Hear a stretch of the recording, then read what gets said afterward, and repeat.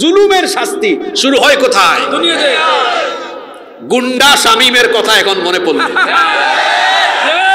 হাসিবুর রহমান বেঁচে আছে, গুন্ডা শামীমের উপজেলায় এসেছে। গুন্ডা শামীম তার এলাকায় থাকতে পারে নাই।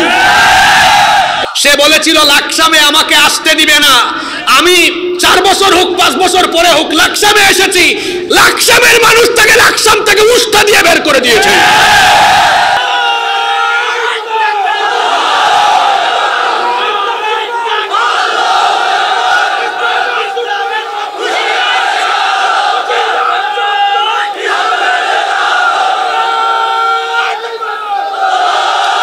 আল্লাহ তাআলা সূরা বুরুজে বলেছেন ইন্না বাতশা রাব্বিকা লাশাদীদ,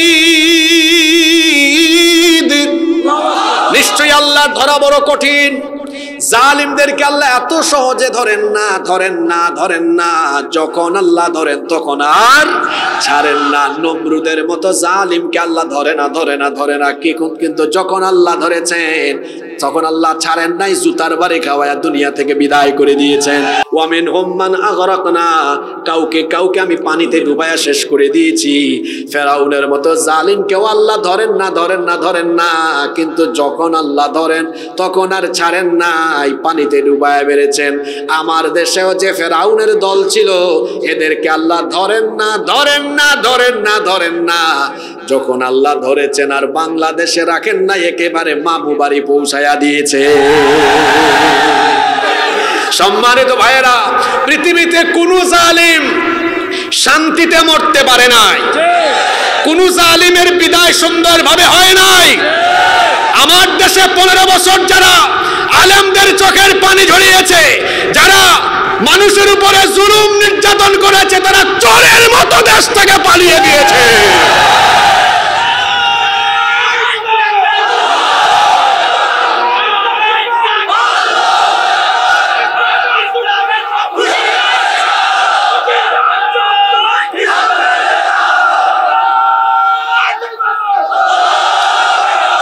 সম্মানিত ভাইয়েরা, কি পরিমাণ জুলুম হয়েছে চিন্তা করেছেন? জুলাই আগস্টে কত মায়ের বুক খালি করা হয়েছে, হাজার হাজার মায়ের বুক খালি করা হয়েছে।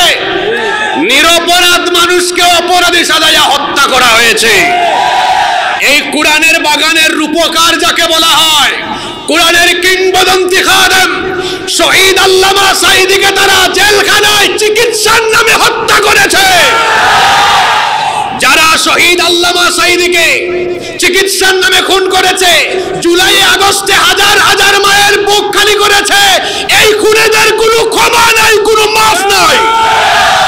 ডক্টর ইউনূস সাহেবকে আমরা বলবো, এই দেশের সকল দিক আর বিভাগের সংস্কার হবে পরে, খুনিদের খুনের বিচার করতে হবে আগে।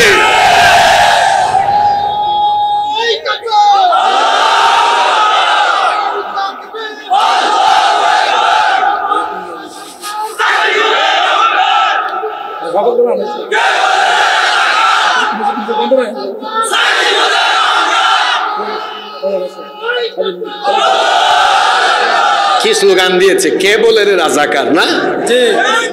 সাইদি সাহেব তো 71-এর আগে জন্ম, আমার জন্ম তো 90-এর দশকে। হ্যাঁ, রাজাকার এই গালি এখন সবাই পাইছে। গত বছর আমি চুয়াডাঙ্গায় মাহফিলে গেলাম, ওসি সাহেব আমাকে ফোন করে বলেছেন আপনি আসবেন না, চলে যান। আমি বললাম ওসি সাহেব কেন? আপনার বিরুদ্ধে এলাকা থেকে, ওই মাহফিলের এলাকা থেকে অভিযোগ দিয়েছে আপনি রাজাকার। আমি বললাম ওসি সাহেব আপনি কি আমাকে দেখেছেন? কয় না, জীবনেও দেখি নাই। আপনি কি আমার বয়স জানেন? কয় না, জানি না। আমি বললাম আমাকে দেখেন নাই, বয়সও জানেন না, আপনি আমাকে রাজাকার বললেন কেমনে? আমার তো জন্ম স্বাধীনতার বহু পরে। কয় হুজুর বুঝছি, সম্ভবত আপনি চেতনায় রাজাকারের জন্য বলেছেন।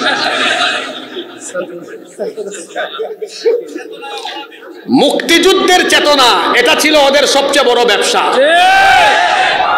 মুক্তিযুদ্ধের চেতনার কথা বলে আলেম উলামা, ইসলাম, মুসলমান, ইসলামী মূল্যবোধের চেতনাকে মুক্তিযুদ্ধের বিপরীতমুখী করে দাঁড় করিয়ে দিয়েছে। এই জাতিকে বিভক্ত করার অপচেষ্টা করতে গিয়ে এই জাতির লোকেরাই তাদেরকে দেশ থেকে বিতাড়িত করে দিয়েছে। দো জাহাঁ মে মিসালে মুহাম্মদ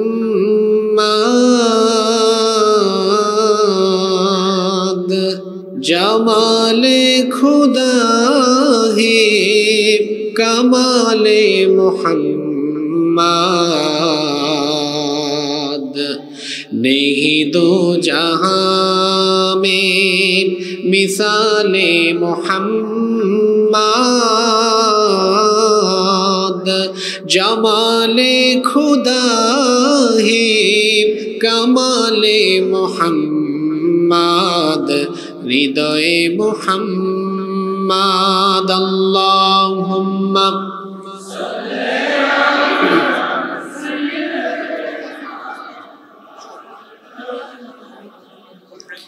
वअला आलि सय्यिदिना हेरार गुहाय तुम्हारी ध्यान आसमान थेके नामे अल कुरान हेरार गुहाय तुम्हारी ध्यान आसमान थेके नामे अल कुरान भांगलो सबार भूल तुम्हारी पोरे आशलो कुरानेर छाया तोले खालिद उमर अली आबू बकर इस्लामी झंडा नीलो जे तुले अल आमीन तुमी छिले जे सदा सकल मानुषेर तोरे हे रसूल তোমাকে ভুলি আমি কেমন করে হে রাসূল তোমাকে ভুলি আমি কেমন করে আল্লাহুম্মা সাল্লি আলা সাইয়্যিদিনা ওয়া আলা আলি সাইয়্যিদিনা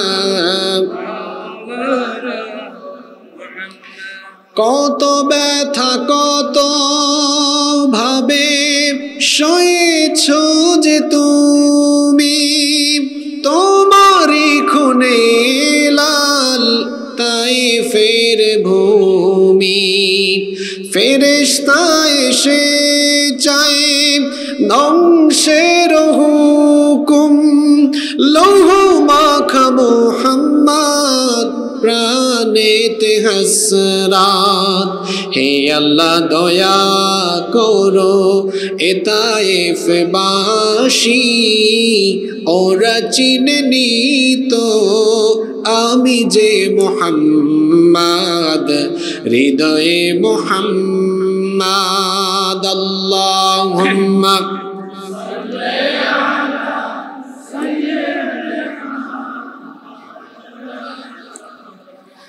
وعلى آل سيدنا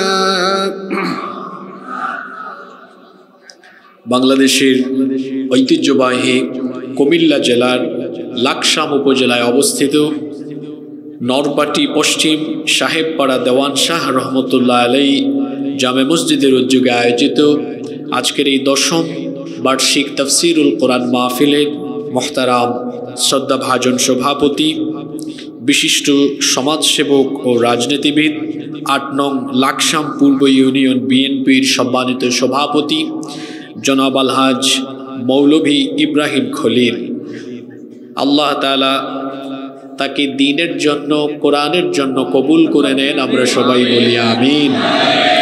আজকের মাহফিলের সম্মানিত প্রধান অতিথি শহীদি ঈদগাহ বাংলাদেশ জামাতে ইসলামী এর কেন্দ্রীয় মজলিসের শুরা সদস্য এবং কুমিল্লা দক্ষিণ জেলার সংগ্রামী সেক্রেটারি এই এলাকার গণমানুষের প্রিয় ব্যক্তিত্ব জননন্দিত জননেতা জনাব ডক্টর সৈয়দ AKM সরওয়ার উদ্দিন সিদ্দিকী হাফিজাহুল্লাহ ওয়া রাআহ ওয়া আতালাল্লাহু উমরাহ ওয়া নাফাআল্লাহু বিহিল উম্মাহ ওয়া জাআলাহুল্লাহু মিনাল ইবাদিল মুখলিসিন আমরা সবাই বলি আমিন। আজকের মাহফিলের বিশেষ মেহমান বিশিষ্ট আইনজীবী আপনাদের এই কুমিল্লার গৌরব, আপনাদের রত্ন, নারী ও শিশু অপরাধ দমন ট্রাইব্যুনাল 1 এর সম্মানিত পাবলিক প্রসিকিউটর জনাব অ্যাডভোকেট বদিউল আলম সুজন, পোস্টারে উল্লেখিত সম্মানিত বরেণ্য অতিথিবৃন্দ, বিশেষ করে মঞ্চে বসে আছেন বাংলাদেশ জাতীয়তাবাদী দল বিএনপি এবং বাংলাদেশ জামাতে ইসলামীর বিভিন্ন স্তরের সম্মানিত নেতৃবৃন্দ, আমি সবার জন্য দোয়া করছি আল্লাহ সবাইকে দ্বীনের জন্য কবুল করেন, আমরা বলি আমিন। উপস্থিত হযরত উলামায়ে কেরাম, আমার সামনে বসা পিতৃতুল্য সম্মানিত মুরব্বিয়ানে ইযাম, যুগে যুগে আল্লাহর জমিনে আল্লাহর দ্বীন প্রতিষ্ঠায় যারা অগ্রসেনানীর ভূমিকা পালন করেছেন, আমার কলিজার টুকরা প্রিয় যুবক, তরুণ এবং ছাত্র ভাইয়েরা, পর্দার আড়াল থেকে শ্রবণরতা শ্রদ্ধেয়া মা এবং বোনেরা, উপস্থিত মিডিয়ার প্রিয় কর্মী এবং সাংবাদিক ভাইয়েরা, প্রিয় নরপাটি তথা আমার প্রিয় লাকসামবাসী, আপনারা সবাই কেমন আছেন? আলহামদুলিল্লাহ, আমিও আল্লাহর রহমতে ভালো আছি। আমাদের সবাইকে সুস্থতার সাথে বাঁচিয়ে রেখে আজকের এই সুন্দর বরকতময় নান্দনিক এবং জান্নাতি এই আয়োজনে আমাদেরকে শামিল হওয়ার তৌফিক যিনি দান করেছেন, গলার আওয়াজ বড় করে সবাই বলেন তো তিনি কে? সেই মহান রবের জন্য হৃদয়ের সবটুকু ভালোবাসা, আবেগ, অনুভূতিকে উজাড় করে দিয়ে খুশি মনে প্রাণবন্ত আওয়াজে উচ্চ কণ্ঠে কালিমাত শুকর আদায় করে আমরা সকলেই পড়ছি আলহামদুলিল্লাহ। রব্বানা লাকাল হামদ হামদান কাসীরান তাইয়িবান মুবারাকান ফীহি ইয়া রাব্বি লাকাল হামদু ওয়া লাকাশ শুকরু কামা ইয়ানবাগি লিজালালি ওয়াজহিকা ওয়া আযীমি সুলতানিকা লাকাল হামদু বিল ঈমান ওয়া লাকাল হামদু বিল ইসলাম ওয়া লাকাল হামদু বিল কুরআন। আল্লাহ তাআলার শুকরিয়া আদায় করার পর অসংখ্য অগণিত দুরুদ এবং সালাম পেশ করছি খাতামুন নবিয়্যিন আশরাফুল আম্বিয়া ওয়াল মুরসালিন রাহমাতাল লিল আলামিন নবিয়ুনা ওয়া সাইয়্যিদুনা ওয়া কুদওয়াতুনা মুহাম্মাদুর রাসূলুল্লাহ সাল্লাল্লাহু আলাইহি ওয়াসাল্লামের প্রতি, যাকে আল্লাহ তাআলা আমাদের হেদায়েতের জন্য প্রেরণ করেছেন। আল্লাহুম্মা সাল্লি আলাইহি আল্লাহুম্মা বারিক আলাইহি। সম্মানিত উপস্থিতি, আজকে লাকসামে আসতে পেরে আমি অত্যন্ত আনন্দিত। সেই 2020 সালের পরে তারপরে আজকে আপনাদের এখানে আসতে পারলাম, বহু বছর পরে আলহামদুলিল্লাহ। এক গোষ্ঠী মনে করেছিল এই দেশে কোরআন থাকবে না, কোরআনওয়ালা মানুষ থাকবে না, কিন্তু আল্লাহ তাআলার কি কুদরত, কি রহমত দেখেন, কোরআন আছে, কোরআনওয়ালারাও আছে, কোরআন বিরোধীরা থাকতে পারে নাই। তোমরা এই জমিনকে চিনতে পারো নাই, এই জমিন হলো কোরআনের জমিন। এই দেশ, এই দেশের মূল চেতনা হলো ইসলাম। এই দেশে পীর মাশায়েখগণ, আলেম উলামাগণ এসে এই দেশে ইসলাম আবাদ করেছেন। এদেশে লক্ষ লক্ষ মসজিদ মাদ্রাসা আছে, লক্ষ লক্ষ উলামা মাশায়েখ আছেন। সুতরাং যে দেশে এত লক্ষ লক্ষ মসজিদ মাদ্রাসা উলামা মাশায়েখ আছেন, তাদের চিন্তা চেতনার বাহিরে গিয়ে কেউ এই দেশে টিকে থাকবে তা কশ্চিন কালেও হতে পারে না। এরা জমিন চিনতে ভুল করেছে, এজন্য ভুলের মাসুল কি করে দিতে হলো, কি গজবে পড়ল। যারা চেয়েছিল এই দেশ থেকে কোরআনকে, ইসলামকে, দ্বীনি আন্দোলনকে বিদায় করে দিবে, আশ্চর্য কথা, আজকে তারা নিজেরাই এই দেশ থেকে বিদায় হয়েছে, বিতাড়িত হয়েছে। এই গজব এসেছে কার তরফ থেকে? সম্মানিত ভাইয়েরা, আমার একটা অভ্যাস হলো মাহফিলে 1 ঘন্টা 1.5 ঘন্টা যতক্ষণই কথা বলি অপ্রাসঙ্গিক কথা এড়িয়ে চলার চেষ্টা করি, কিন্তু আজকে শুরুতেই আমি 1 মিনিট সময় বলেছি। এর কারণ হলো আমি নিজেও আসলে আসতে পারি নাই, আর আপনাদেরও মনে হয় খুব জমা আছে আমি জানি, কিন্তু আমরা কোরআন হাদিস বাদ দিয়ে সরাসরি একেবারে রাজনৈতিকভাবে বা রাজনৈতিক ভঙ্গিমা নিয়ে মাহফিলের সময় কাটাবো, এটার পক্ষে আমি নই। এজন্য সরাসরি আমি সময় নষ্ট না করে আল্লাহর কালাম থেকে আলোচনায় মনোনিবেশ করবো ইনশাআল্লাহ। কোরআনের কোনো আয়াত আর কোনো হাদিস যদি কারো গায়ের উপর গিয়ে পড়ে সেটা ভিন্ন কথা, কিন্তু আমরা কোরআন হাদিসের আলোচনা বাদ দিয়ে একতরফা কথা অপ্রাসঙ্গিক আলোচনা করতে চাই না। মানুষের জীবনের সময় হলো সবচেয়ে গুরুত্বপূর্ণ নেয়ামত, যে সময় চলে যায় তা ফিরে আসে না, আসবেও না। এজন্য কোরআনের মাহফিলে আমরা এই বরকতময় সময় অপ্রাসঙ্গিক কথা বলে নষ্ট না করে সরাসরি আল্লাহর কালাম থেকে হেদায়েতের মন মানসিকতা নিয়ে আমরা আলোচনা করব এবং শুনবো ইনশাআল্লাহ। আল্লাহ তাআলা আমাদেরকে হেদায়েতের নিয়তে বলার এবং শোনার তৌফিক দান করেন, আমরা সবাই বলি আমিন। প্রিয় লাকসামবাসী, এই পৃথিবীতে আমাদেরকে যিনি পাঠিয়েছেন, গলার আওয়াজ বড় করে সবাই বলেন তো তিনি কে? আমরা আল্লাহর কাছ থেকে এসেছি, আবার ফিরে যাব আল্লাহর কাছে। ইন্না লিল্লাহি ওয়া ইন্না ইলাইহি রাজিউন। নিশ্চয়ই আমরা আল্লাহর, আবার ফিরে যাব আমরা কার কাছে? আল্লাহর কাছে। আমরা মুসাফিরখানা হিসেবে দুনিয়াতে কিছু সময় আছি। সবচেয়ে আশ্চর্যের কথা হলো এই যে কতক্ষণ এই দুনিয়াতে আছি এটা কেউ আমরা জানি না, জানার কোনো উপায়ও নাই। মানুষের জীবনের নাই কোনো ওয়ারেন্টি, নাই কোনো গ্যারেন্টি। যে কোনো মুহূর্তে আমরা দুনিয়া থেকে চলে যেতে পারি। আমরা এই দুনিয়া ছেড়ে চলে যাব, আল্লাহর সামনে আমাদেরকে দাঁড়াতে হবে। আমাদের জন্ম থেকে নিয়ে মৃত্যু পর্যন্ত গোটা জীবনভর আমরা যা করেছি সব কিছুর পুঙ্খানুপুঙ্খ হিসাব যার কাছে দিতে হবে তিনি কে? আল্লাহ। হিসাবের সিস্টেমটা কেমন হবে?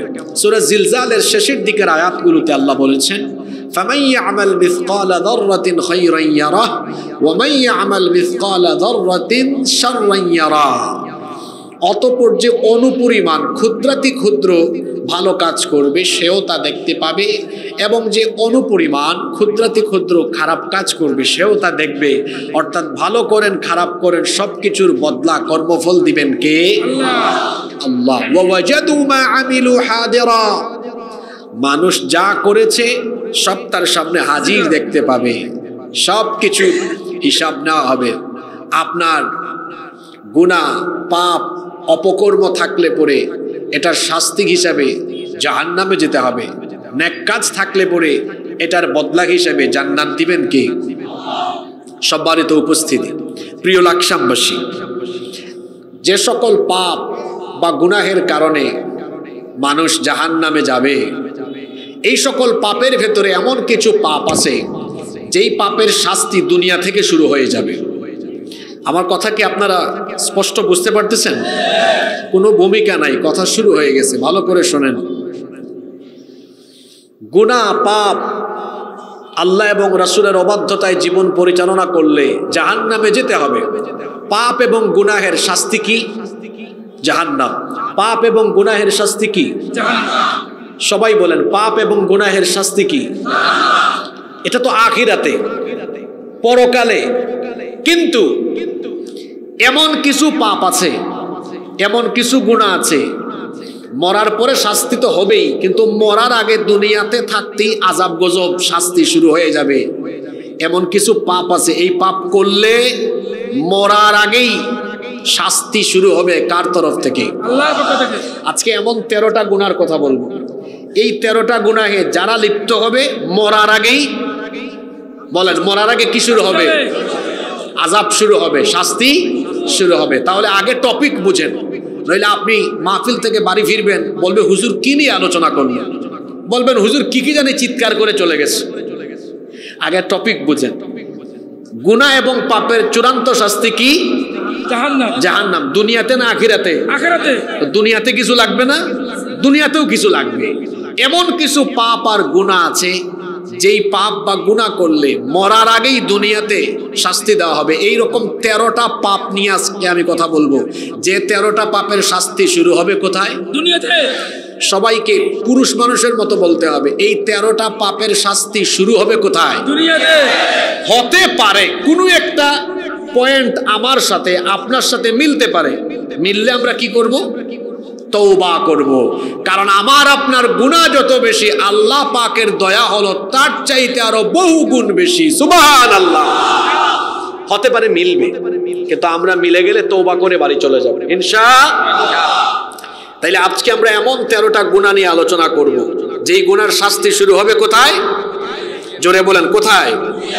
শুরু হচ্ছে নাম্বার 1, খেয়াল করেন। 1 নাম্বার, জুলুম। জুলুমের শাস্তি শুরু হয় কোথায়? সবাই তো বললেন না, জুলুমের শাস্তি শুরু হয় কোথায়? জুলুম এমন এক জঘন্য গুনাহ, এই গুনাহে লিপ্ত ব্যক্তি দুনিয়া থেকেই শাস্তি পাওয়া আরম্ভ হবে। আল্লাহ তাআলা বলেছেন, ইয়া ইবাদি ইন্নী হারামতুয যুলমা আলা নাফসি, হে আমার বান্দারা শোনো, আমি আল্লাহ নিজেই জুলুম হারাম করেছি, সুতরাং আমি তোমাদেরকে বলছি ফালা তাযালামু, কারো উপরে জুলুম করো না। কারণ জুলুম এমন এক মারাত্মক অপরাধ, আখিরাতে তোমাদেরকে জাহান্নামের আযাব দেওয়ার আগে দুনিয়াতেই আমি তোমাদেরকে এর শাস্তি দেওয়া আরম্ভ করব। বুখারী এবং মুসলিম শরীফের বর্ণনায় হাদিস এসেছে, আল্লাহর নবী বলেছেন, ইন্নাল্লাহা লা ইউমলি লিয-যালিম, নিশ্চয়ই আল্লাহ জালিমকে অবকাশ দেন, জালিমকে ছাড় দেন। ফাইদা আখাযাহু লাম ইউফলিতহু, কিন্তু আল্লাহ তাআলা জালিমকে যখন ধরেন তখন আর ছাড়েন না। তার মানে আল্লাহ তাআলা জালিমকে অত সহজে ধরেন না, কিন্তু যখন আল্লাহ ধরেন তখন আর ছাড়েন না। এজন্য খবরদার, কখনো কারো উপর জুলুম করবেন না। আপনি কোনো মানুষের উপর জুলুম করলে পরে আপনার এই খবর, এইটা সম্পর্কে যিনি জানেন, জোরে বলেন তিনি কে? এটা ভাববেন না যে আপনার জুলুমের খবর সম্পর্কে আল্লাহ গাফেল না, আল্লাহ গাফেল, আল্লাহ জানেন না, এমনটা আপনি ভাববেন না। কোরআনে কারীমের 14 নম্বর সূরা ইব্রাহিমের 42 নম্বর আয়াতে আল্লাহ তাআলা বলছেন, ওয়ালা তাহসাবান্নাল্লাহু গাফিলান আম্মা ইয়ামালুয যালিমুন ইন্নামা يؤخرهم ليوم تشخص فيه الأبصار। আল্লাহ তাআলা বলছেন, জালিমরা যেন এটা না ভাবে, এটা যেন মনে না করে যে তাদের জুলুমের খবর সম্পর্কে আল্লাহ তাআলা গাফেল, আল্লাহ জানেন না। বরং সকল জালেমের জুলুম সম্পর্কে যিনি অবগত, গলার আওয়াজ বড় করে বলেন তিনি কে? সেই আল্লাহ তাআলা জুলুমের শাস্তি যখন দেওয়া আরম্ভ করেন তখন তিনি বড় কঠোর ভাবে আযাব দেওয়া আরম্ভ করেন। এজন্য আল্লাহ তাআলা কোরআনে কারীমের 22 নম্বর সূরা হজের 45 নম্বর আয়াতে বলছেন, ফাকাআইয়িম মিন ক্বরয়াতিন আহলাকনাহা ওয়া হিয়া যালিমাতুন ফাহিয়া খাফিয়াতুন আলা উরুশিহা ওয়া বিইরিম মুআত্তাদাতিন ওয়া কসরিম মাশীদ।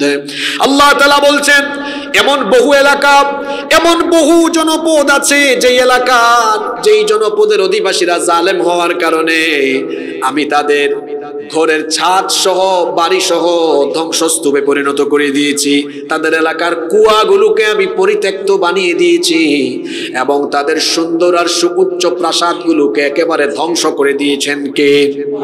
কোরআনে কারীমের 29 নম্বর সূরা আনকাবুতের 40 নম্বর আয়াতে আল্লাহ তাআলা বলছেন, ফাকুল্লান আখাযনা বিযামবিহি ফামিনহুম মান আরসালনা আলাইহি হাসিবা ওয়া মিনহুম মান আখাযাতহু আস-সাইহাতু ওয়া মিনহুম মান খাসাফনা বিহিল আরদা ওয়া মিনহুম মান আগরাকনা ওয়া মা কানা আল্লাহু লিইয়যলিমাহুম ওয়ালাকিন কানু আনফুসাহুম ইয়াযলিমুন।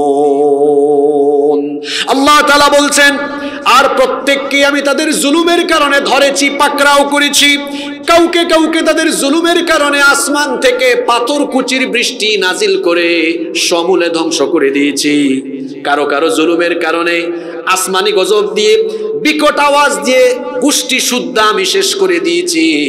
কাউকে কাউকে তাদের জুলুমের কারণে জমিন উল্টায়া মাটির তলায় ধসায়া দিয়েছি। আবার ওয়ামিন হুম্মান আগরাকনা, কাউকে কাউকে তাদের জুলুমের কারণে পানিতে ডুবায়া মেরেছি। আল্লাহ বলছেন, সেই আল্লাহ আমি হলাম এমন, আমি কারো উপর জুলুম করি না, বরং যখন তোমরা মানুষের উপর জুলুম করো তখন আমি আল্লাহ এমন ভাবে ধরি।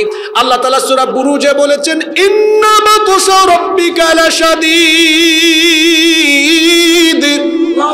নিশ্চয়ই আল্লাহ ধরা বড় কঠিন। জালিমদেরকে আল্লাহ এত সহজে ধরেন না, ধরেন না, ধরেন না।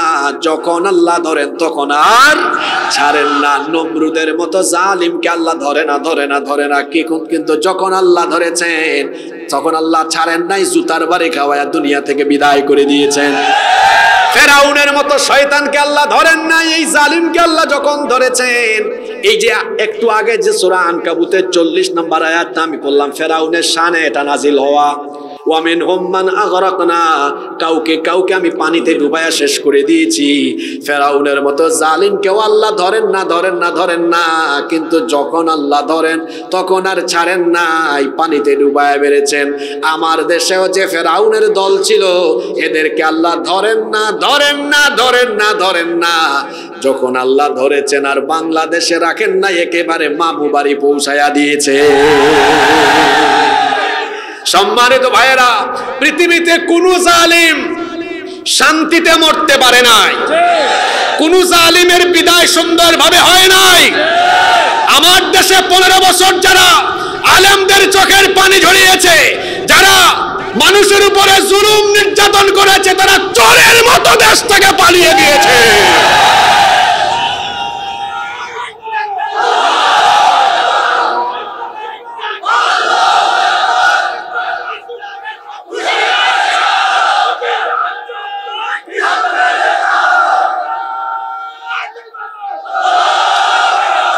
সম্মানিত ভাইয়েরা, কি পরিমাণ জুলুম হয়েছে চিন্তা করেছেন? জুলাই আগস্টে কত মায়ের বুক খালি করা হয়েছে, হাজার হাজার মায়ের বুক খালি করা হয়েছে। নিরপরাধ মানুষকে অপরাধী সাজায়া হত্যা করা হয়েছে। এই কোরআনের বাগানের রূপকার যাকে বলা হয়, কোরআনের কিংবদন্তি খাদেম শহীদ আল্লামা সাঈদীকে তারা জেলখানায় চিকিৎসার নামে হত্যা করেছে। যারা শহীদ আল্লামা সাঈদীকে চিকিৎসার নামে খুন করেছে, জুলাই আগস্টে হাজার হাজার মায়ের বুক খালি করেছে, এই খুনেদের কোনো ক্ষমা নাই, কোনো মাফ নাই। ডক্টর ইউনূস সাহেবকে আমরা বলবো, এই দেশের সকল দিক আর বিভাগের সংস্কার হবে পরে, খুনিদের খুনের বিচার করতে হবে আগে।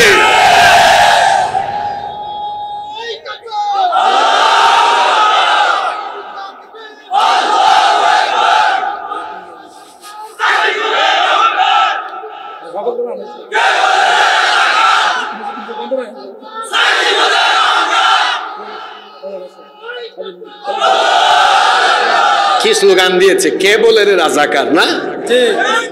সাইদি সাহেব তো 71-এর আগে জন্ম, আমার জন্ম তো 90-এর দশকে। হ্যাঁ, রাজাকার এই গালি এখন সবাই পাইছে। গত বছর আমি চুয়াডাঙ্গায় মাহফিলে গেলাম, ওসি সাহেব আমাকে ফোন করে বলেছেন আপনি আসবেন না, চলে যান। আমি বললাম ওসি সাহেব কেন? আপনার বিরুদ্ধে এলাকা থেকে, ওই মাহফিলের এলাকা থেকে অভিযোগ দিয়েছে আপনি রাজাকার। আমি বললাম ওসি সাহেব আপনি কি আমাকে দেখেছেন? কয় না, জীবনেও দেখি নাই। আপনি কি আমার বয়স জানেন? কয় না, জানি না। আমি বললাম আমাকে দেখেন নাই, বয়সও জানেন না, আপনি আমাকে রাজাকার বললেন কেমনে? আমার তো জন্ম স্বাধীনতার বহু পরে। কয় হুজুর বুঝছি, সম্ভবত আপনি চেতনায় রাজাকারের জন্য বলেছেন। মুক্তিযুদ্ধের চেতনা, এটা ছিল ওদের সবচেয়ে বড় ব্যবসা। মুক্তিযুদ্ধের চেতনার কথা বলে আলেম উলামা, ইসলাম, মুসলমান, ইসলামী মূল্যবোধ আর চেতনাকে মুক্তিযুদ্ধের বিপরীতমুখী করে দাঁড় করিয়ে দিয়েছে। এই জাতিকে বিভক্ত করার অপচেষ্টা করতে গিয়ে এই জাতির লোকেরাই তাদেরকে দেশ থেকে বিতাড়িত করে দিয়েছে। সম্মানিত ভাইয়েরা, 1 নাম্বার পয়েন্টের উপর আমরা আছি। আজকে ওয়াজের বিষয় মনে আছে তো? যে পাপের শাস্তি আরম্ভ হয় 1 নাম্বার পয়েন্ট, জুলুমের শাস্তি শুরু হয় কোথায়? গুন্ডা শামীমের কথা এখন মনে পড়ল। হাসিবুর রহমান বেঁচে আছে, গুন্ডা শামীমের উপজেলায় এসেছে। গুন্ডা শামীম তার এলাকায় থাকতে পারে নাই। গুন্ডা শামীমের এলাকায় কিন্তু আগামী 6 তারিখ, আজকে কয় তারিখ? 3 তারিখ। কমিটি তো আমার কাছে পোস্টার দিল, পোস্টারটা কি আমি আমার কাছে রাখছি? 6 তারিখ আমি এদেরকে মাহফিল বলছিলাম আগামী বছর দিব। এবছর তো ডেট তো 1 বছর আগে আমাদের শেষ হয়ে যায়। তো এই বছরের ডেট তো গত বছরের রমজানে নেওয়া, বললাম আগামী বছর দিব না, তারা মানে না। এখানে ওয়ালিউল্লাহ ভাই আসছে, আছে মনে হয়, তাই না? আছে। আগামী 6 ফেব্রুয়ারি, সেদিন রাতে কি হয়েছিল ওখানে আমি বলবো। 6 তারিখ বাদ মাগরিব, আপনারা যাবেন তো?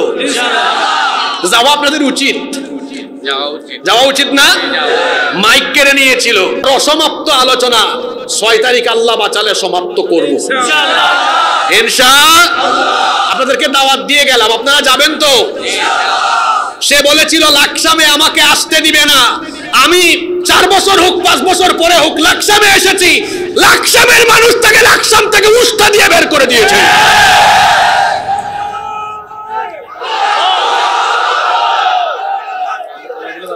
সম্মানিত ভাইরা, বসেন বসেন, ওনারা বসান। শোনেন শোনেন, আজকে মোট 13টা পয়েন্টে আলোচনা করব। আপনারা প্রথম পয়েন্টে ক্লান্ত হয়ে যাবেন না, নইলে বাকি 12 পয়েন্টে টিকতে পারবেন না। এখনো আসি কয় নাম্বারে হয়েছে? আর স্লোগান দিয়া এনার্জি লস করে না, বাকিগুলাতে কেমনে দিবেন? তাহলে 13 নাম্বারে গিয়ে এমন হবে নারে তাকবীর, এরকম হবে না মনে হয়, তাই না? কারণ কুমিল্লার মানুষের এনার্জি আছে, ঠিক না? রাত যত গভীর হবে কুমিল্লার মানুষের এনার্জি তত বাড়বে ইনশাআল্লাহ। তাহলে আমরা এই 1 নম্বর পয়েন্ট থেকে কি শিক্ষা নিলাম? আমরা কোন মানুষের উপর জুলুম করব না, কারণ জুলুমের শাস্তি দুনিয়াতে দেন কে? আল্লাহ। কষ্ট হচ্ছে? নাম্বার 2 নাম্বার যে গুনাহের শাস্তি আল্লাহ তাআলা মানুষকে দুনিয়ায় দেওয়া আরম্ভ করেন, সেটা হলো মা বাবার সাথে বেয়াদবি, মা বাবার সাথে অবাধ্যতার শাস্তি। এই দুনিয়া থেকেই যিনি দেওয়া শুরু করেন, জোরে বলেন তিনি কে? এই পৃথিবীতে আমরা যাদের মাধ্যমে আসলাম তারা হলেন আমাদের বাবা, তারা হলেন আমাদের মা। আল্লাহর পরে আমাদের জন্ম আর অস্তিত্বের জন্য আমরা আমাদের বাবা মায়ের কাছে ঋণী। বাবা মা বড় সেনসিটিভ জায়গা, বাবা মাকে আঘাত করবেন না, বাবা মার সাথে বেয়াদবি করবেন না। মা বাবাকে কষ্ট দিলে, মা বাবাকে নারাজ করে দিলে আপনার উপর যিনি নারাজ হয়ে যাবেন তিনি কে? আর যদি আপনি আপনার নিজের আব্বা আম্মাকে খুশি করেন, আপনার উপর যিনি খুশি হয়ে যাবেন তিনি কে? এজন্য আল্লাহর নবী বলেছেন রিদাল্লাহু ফি রিদাল ওয়ালিদাইন ওয়া সাখাতুল্লাহি ফি সাখাতিল ওয়ালিদাইন। পিতামাতার সন্তুষ্টিতে আল্লাহ সন্তুষ্ট, পিতামাতার অসন্তুষ্টিতে আল্লাহ তাআলা অসন্তুষ্ট। পিতামাতার সাথে বেয়াদবির পরিণাম এত ভয়াবহ, কবিরা গুনাহের মধ্যে সবচেয়ে বড় 2টা কবিরা গুনাহ।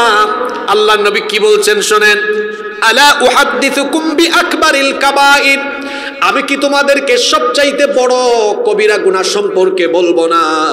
সাহাবীরা তখন বললেন বালা ইয়া রাসূলুল্লাহ, আমরা বলি সাল্লাল্লাহু আলাইহি ওয়াসাল্লাম অবশ্যই। ওগো আল্লাহর নবী, সবচাইতে বড় কবিরা গুনাহ কোনগুলো আমাদেরকে বলেন। আল্লাহর নবী বললেন সবচাইতে বড় কবিরা গুনাহ হলো 2টা, আল ইশরাকু বিল্লাহ, একটা হলো আল্লাহর সাথে শিরক করা, 2 নাম্বার হলো উকুকুল ওয়ালিদাইন, পিতামাতার সাথে অবাধ্য হওয়া, বেয়াদবি করা। পিতামাতার সাথে বেয়াদবি করলে বিনা হিসাবে জাহান্নামে যেতে হবে, জান্নাতের গন্ধ পাওয়া যাবে না। কারণ পিতামাতার পায়ের তলায় জান্নাত যিনি রেখে দিয়েছেন, জোরে বলেন তিনি কে? ও আমার কলিজার টুকরা যুবক তরুণ ছাত্র ভাইয়েরা, আপনাদের পা ধরে আমি বলি, খবরদার আপনার বাবার সাথে মায়ের সাথে বেয়াদবি করবেন না। কারণ বাবা মার সাথে বেয়াদবির পরিণাম বড় খারাপ। জাহান্নামে যাওয়া লাগবে। জাহান্নাম তো মরার পরে, কিন্তু মরার আগেই আপনার জন্য আল্লাহর তরফ থেকে শাস্তি বরাদ্দ আছে। শুনেন, আল্লাহর নবীর সেই হাদিসটা আপনাদেরকে শোনাই। মুস্তাদরাকে হাকিমের ভেতরে এই হাদিস বর্ণিত হয়েছে। আনাস ইবনে মালিক রাদিয়াল্লাহু আনহু এই হাদিসের বর্ণনাকারী সাহাবী, তিনি বলছেন, বাবানি মুআজ্জিলানি উকুবাতুহুমা ফিদ দুনিয়া। দুইটা পাপ এমন আছে দুনিয়াতে, এই দুইটা পাপের দুয়ার দিয়েছে, প্রবেশ করবে। এই দুইটা পাপ যে করবে দুনিয়াতেই তাকে শাস্তি দিয়ে দিবেন কে? এক নাম্বার আল বাগী, আল্লাহর সাথে সীমা লঙ্ঘন। দুই নাম্বার হলো উকুকুল ওয়ালিদাইন, পিতামাতার অবাধ্য হলে, পিতামাতার সাথে বেয়াদবি করলে এই শাস্তি আল্লাহ তাআলা দুনিয়া থেকেই দেওয়া আরম্ভ করবেন। শাস্তিটা কেমন হতে পারে? দেখা যাবে তার উপার্জনে বরকত কমে যাবে, অভাব অনটন দুর্ভিক্ষ লেগেই থাকবে, অশান্তির দাবানলে পড়বে, সুখ পাবে না, শান্তি পাবে না। দুনিয়ায় যদি রিজিক চান, সম্মান চান, দুনিয়ায় যদি আপনি সব কিছুতে বরকত চান, তাহলে আব্বা আম্মার খেদমত করেন।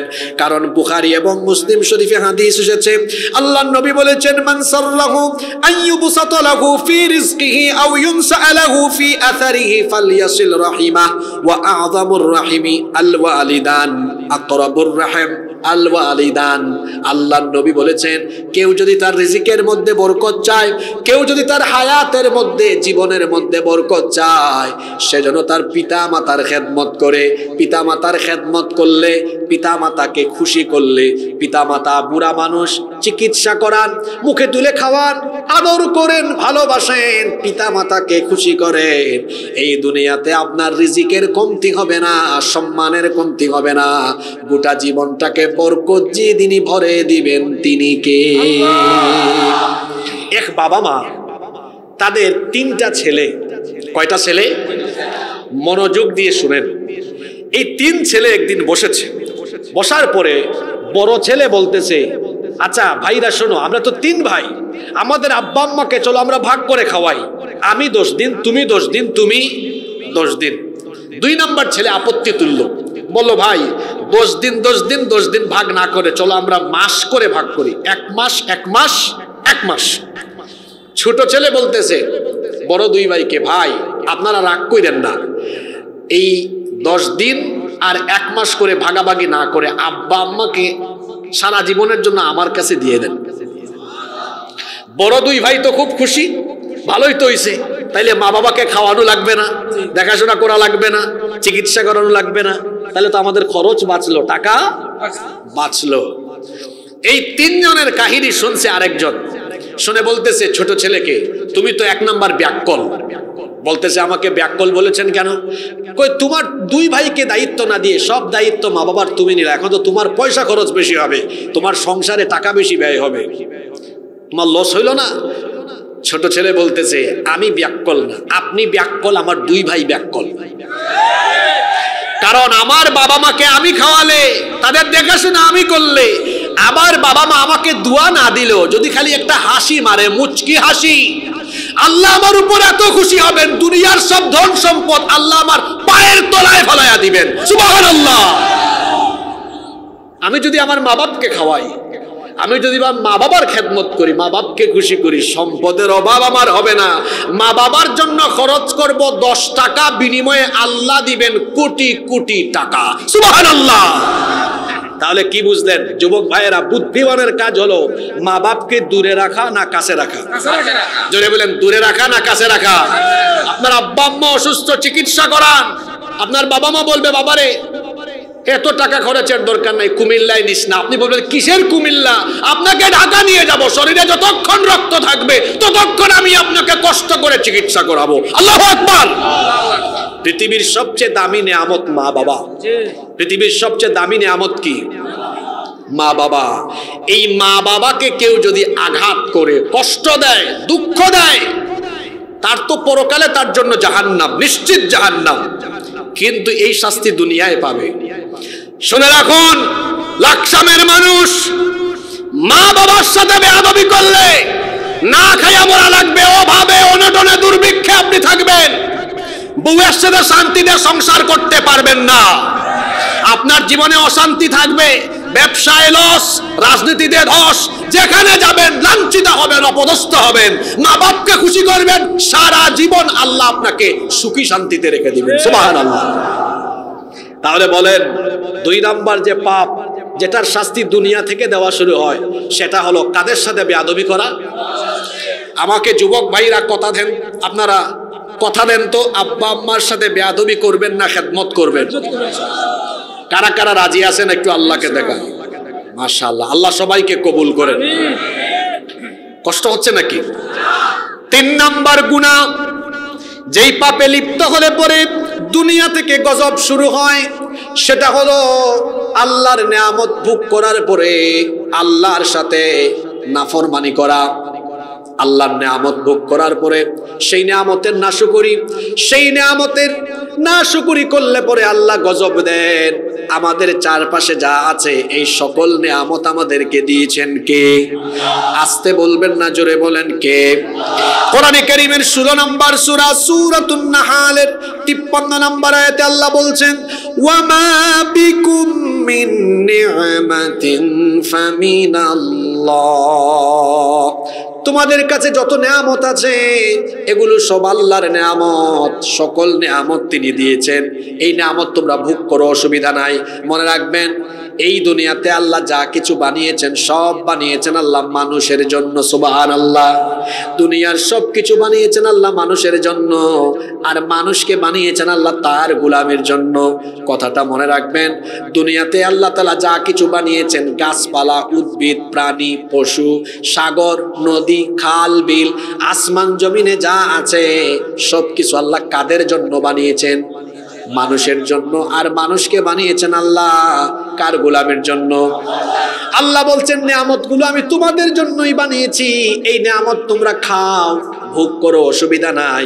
কিন্তু নিয়ামত পাওয়ার পরে যদি তোমরা শুকরিয়া করো কি হবে, আর যদি অকৃতজ্ঞ হও তাহলে কি হবে? শোনো, লা ইন শাকারতুম লা আযীদান্নাকুম ওয়া লা ইন কাফারতুম ইন্না আযাবি লাশাদীদ।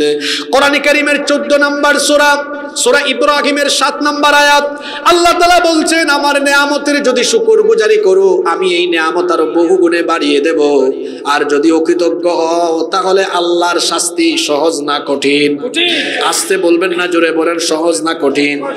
এই যে আপনার এত সুন্দর বাড়ি, এই যে আপনার এত সম্পদ, এই সম্পদের আসল মালিক কিন্তু আপনি নন, এটা আপনাকে দয়া করে দিয়েছেন কে? আল্লাহ। এটা পাওয়ার পরে বেশি বেশি আল্লাহর শুকরিয়া করেন, আল্লাহ তাআলার শুকরিয়া আদায় করেন। কারুনের কথা আমরা সবাই জানি, কারুনকে আল্লাহ সম্পদশালী বানিয়েছেন, কিন্তু নাফরমানির কারণে, না শুকরির কারণে কারুনকে তার সম্পদ সহ ধ্বংস করে দিয়েছেন কে? আল্লাহ তাআলা কারুনের কথা কোরআনে কারীমের 28 নম্বর সূরা কাসাসের 76 নম্বর আয়াত থেকে বলছেন।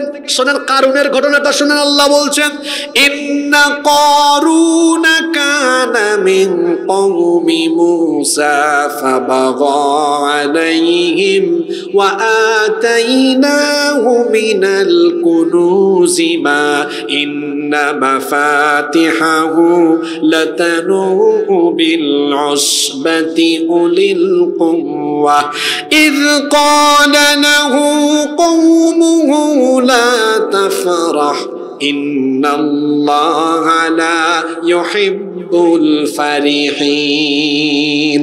আল্লাহ তাআলা বলছেন, নিশ্চয়ই কারুন মুসা নবীর কওমের অন্তর্ভুক্ত ছিল, সে আল্লাহর সাথে বিদ্রোহ করেছিল। ওয়া আতাইনাহু মিনাল কুনুজি মা ইন্না মাফাতিহাহু লাতানু বিল উসবাতি উলিল কুওয়া। আল্লাহ বলছেন, এই কারুনকে আমি এত ধন ভান্ডার, এত সম্পদ দিয়েছিলাম যে তার সম্পদ, তার ধন ভান্ডারের চাবি বহন করার জন্য শক্তিশালী একদল মানুষ লাগতো। আল্লাহু আকবার। এই কারুনকে তার সম্প্রদায়ের লোকেরা বলেছিল, ওয়াবতাগি ফীমা আতাকাল্লাহু দারুল আখিরাহ ওয়া লা তানসা নাসীবাকা মিনাদ দুনিয়া ওয়া আহসিন কামা আহসানাল্লাহু ইলাইক ওয়া লা তাবগিল ফাসাদা ফিল আরদি ইন্নাল্লাহা লা ইউহিব্বুল মুফসিদিন।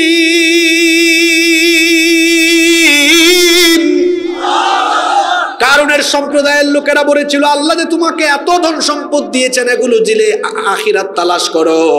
আল্লাহ যেভাবে তোমার উপরে ইহসান করেছেন তুমিও গরিব দুঃখীর উপরে ইহসান করো, মানুষকে তুমি সহযোগিতা করো, কারণ এই সম্পদ তোমাকে দিয়েছেন কে?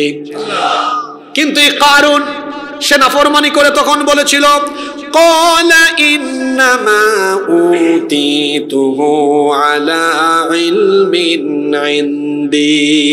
সে বলেছিল এই সম্পদ আমাকে আল্লাহ দেন নাই, নিজের জ্ঞান খাটাইয়া কষ্ট করে এই সম্পদ আমি অর্জন করেছি। নাউজুবিল্লাহ। আল্লাহর নিয়ামত পাওয়ার পরে নাফরমানি করলো, নাফরমানির কারণে তার উপর কি গজব আসলো, দুনিয়াতে কি গজব এসে পড়লো শোনেন। আল্লাহ তাআলা বলছেন ফাখাসাফনা বিহি ওয়া বিদারিহিল আরদ ফামা কানা লাহু মিন ফিআতিন ইয়ানসুরুনাহু মিন দুনিল্লাহ ওয়া মা কানা মিনাল মুনতাসিরিন। আল্লাহর তরফ থেকে এত ধনভাণ্ডার পাওয়ার পরে সে যখন অবজ্ঞা করলো, নাফরমানি করলো আর বললো এগুলো আল্লাহ দেন নাই, নিজে জ্ঞান খাটাইয়া উপার্জন করেছি, আল্লাহ বললেন তখন আমি কারুন তার প্রাসাদ এবং তার সম্পদ সহ তাদেরকে মাটির তলায় ধসাইয়া দিলাম। আল্লাহু আকবার। তাহলে কি বুঝলেন? সকাল বেলার ধনীকে বিকাল বেলা রাস্তার ফকির যিনি বানায় দিতে পারেন তিনি কে? এজন্য ধন ভান্ডারের মালিক হলে পরে বেশি বেশি আল্লাহর শুকরিয়া করবেন, এতে আল্লাহ আরো বাড়িয়ে দিবেন। অহংকারী হবেন না, নেয়ামতের নাশুকরি করবেন না। আবার কোন এলাকায় কোন দেশে যদি আল্লাহ নেয়ামত দেন, সকল এলাকায় তো নিয়ামত আছে। এই যে আমাদের দেশে যত কিছু আছে, এই যে ধানের ক্ষেতের ধান, ফসলের মাঠের ফসল, ফলের গাছের ফল, এই সব নিয়ামত কার? আসতে বলবেন না, জোরে বলেন নিয়ামত কার? আর আমার দেশে নিয়ামতের অভাব নাই, এত নিয়ামত। দেশটা দেখতে হলো সবুজ, চতুর্দিকে সবুজ আর সবুজ। পৃথিবীতে এমন বহু দেশ আছে ধুধু মরুভূমি, কোনো ফলনই হয় না, কিন্তু আমার দেশের মাটি কেমন? আপনি এখানে যা ফেলবেন দেখবেন বাম্পার ফলন হয়ে যায়। আল্লাহু আকবার। আল্লাহ তাআলা এবার কি বলছেন শুনেন, এই আয়াতটা ভালো করে খেয়াল করেন। কোন দেশে কোন জনপদে আমার নিয়ামত ভোগ করার পরে যদি এই মানুষ আমার সাথে নাফরমানি করে, কেমন শাস্তি তাদেরকে দেই?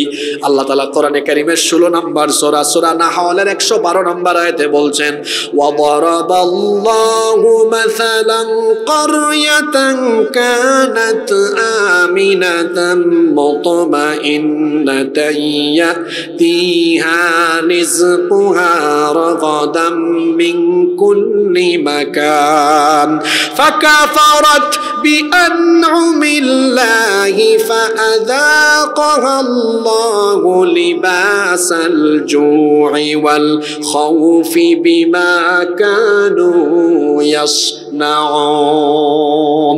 আল্লাহ তাআলা বলছেন এমন একটা জনপদের দৃষ্টান্ত আল্লাহ তোমাদেরকে দিচ্ছেন, যেই জনপদ ছিল নিরাপদ, যেই জনপদ ছিল প্রশান্তির, চতুর্দিক থেকে সেখানে রিজিক আসতো। কিন্তু সেই জনপদের লোকেরা যখন আল্লাহর এই নিয়ামতগুলো অস্বীকার করলো, নাফরমানি করলো, তখন আল্লাহ তাআলা তাদেরকে ভয় আর ক্ষুধার চাদর দিয়ে, অভাব অনটন দিয়ে দুনিয়াবি গজবে ফেলে দিলেন। এই যে আমরা এই বাংলাদেশে যত নিয়ামত ভোগ করি, এই নিয়ামতগুলো কার? আল্লাহ বলেছেন বান্দা এগুলো খাও। কিন্তু আল্লাহর নিয়ামত খাওয়ার পরে যদি আমি বলি আল্লাহর বিধানের মধ্যে, আল্লাহর বিধান দিয়ে আমার দেশের অর্থনীতি চলতে পারবে না, রাজনীতি চলতে পারবে না, তো এটা কি আল্লাহর শুকরগুজারি না নাফরমানি?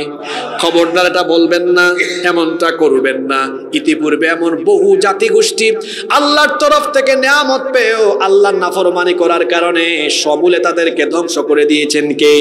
যেমন এই কোরআন পড়লে একটা জাতির কথা বারবার বারবার আপনারা পাবেন, সেই জাতির নাম হলো বনি ইসরাইল।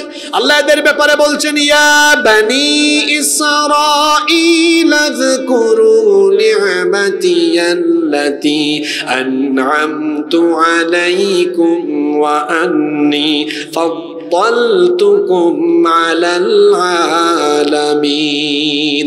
হে বনি ইসরাইল, আমি তোমাদের উপরে যে নিয়ামত দিয়েছি সেই নিয়ামতের কথা স্মরণ করো। বনি ইসরাইলকে আল্লাহ কি কি নিয়ামত দিয়েছেন ভালো করে শোনেন। এমন এক জাতি, এদেরকে আল্লাহ আসমানি খাবার মান্না সালওয়া খাইয়েছেন। সুবহানাল্লাহ। এমন এক জাতি, এমন এক জাতি, এই জাতির জন্য আল্লাহ তাআলা সাগরের মাঝখান দিয়ে রাস্তা বানায়া তাদেরকে বিপদ থেকে উদ্ধার করেছেন। সুবহানাল্লাহ। এই বনি ইসরাইল এমন এক জাতি, আল্লাহ তাআলা 30 প্রান্তরে তারা যখন জেলখানায় বন্দী ছিল, আকাশের মেঘমালা দিয়ে আল্লাহ তাদেরকে ছায়ার ব্যবস্থা করে দিয়েছেন। এটা এমন এক জাতি, যখন মরুভূমিতে পানির অভাবে ছিল, তখন পাথর ফাটিয়ে দিয়ে আল্লাহ পাথর থেকে 12টা গোত্রের জন্য 12টা ঝর্ণা দ্বারা দিয়েছেন। সুবহানাল্লাহ। এত নিয়ামত ভোগ করার পরেও প্রত্যেক যুগে যুগে তারা নাফরমানি করেছে। নাফরমানের কারণে এই বনি ইসরাইলের বহু মানুষ বানর হয়েছে, শূকর হয়েছে। কখনো কখনো তারা আল্লাহর আসমানি আযাব, জমিনি গজবে পড়েছে। তাহলে বোঝা গেল আল্লাহর নিয়ামত পাওয়ার পরে নাফরমানি করলে পরে বিপদ আছে না নাই? যেমন ছোট্ট একটা ঘটনা শোনাই। যখন আল্লাহ তাআলা এই বনি ইসরাইল জাতিকে ফেরাউনের কবল থেকে নাজাত দিলেন, ফেরাউন আর তার দলবলকে পানিতে ডুবায়া মারলেন, মুসা নবীকে আল্লাহ বললেন বনি ইসরাইল নিয়ে পার হয়ে যাও। ওই পারে চলে গেল, তারা নাজাত পেল। আল্লাহ বললেন তোমার উম্মতকে নিয়ে ফিলিস্তিনে যাও, সেখানে গিয়ে আমালিকা সম্প্রদায়ের বিরুদ্ধে জিহাদ করো। জিহাদ করলে আমি আল্লাহ সাহায্য পাঠায় বিজয় দান করব। সুবহানাল্লাহ। এই জাতি গেল না, না যাওয়ার কারণে চোখের সামনে তারা দেখেছে ফেরাউনকে আল্লাহ শেষ করেছেন। চোখের সামনে দেখার পরেও আল্লাহর হুকুম মানল না, ফিলিস্তিনে গেল না। যদি যেত আল্লাহর বিজয় তারা পেয়ে যেত, কিন্তু গেল না। না যাওয়ার কারণে তারা এই বনি ইসরাইল জাতি ফেরাউনের কাছ থেকে নাজাত পেলেও, মুক্তি পেলেও আরো 40 বছর 30 প্রান্তরে বন্দী থেকেছে। শুনতেছেন আপনারা? এটা আমার দেশের প্রসঙ্গের সাথে মিল আছে বলে আপনাদেরকে শোনাচ্ছি। ফেরাউনের মতো স্বৈরাচার, তার হাত থেকে আল্লাহ এই বনি ইসরাইলকে নাজাত দিয়েছেন। এই বনি ইসরাইল চোখের সামনে দেখেছে ফেরাউন ধ্বংস হয়েছে। কার কুদরতে? জোরে বলেন, কার কুদরতে? ফেরাউনকে মারার পরে আল্লাহ বলতেছেন মুসা আপনার উম্মত বনি ইসরাইলকে বলেন ওই ফিলিস্তিনে যাইতে, ওখানে কাফিররা দখল করে রাখছে, যান। তারা তো চোখের সামনে আমি আল্লাহর কুদরত দেখছে, ওই আল্লাহর কুদরত আবার দেবে, ওখানে গেলেই আমি ফেরেশতা পাঠায়া বিজয় দিব। সুবহানাল্লাহ। তারা যায় নাই। না যাওয়ার কারণে আল্লাহ এমন শাস্তি দিলেন, ময়দানে 40 বছরের উন্মুক্ত জেল।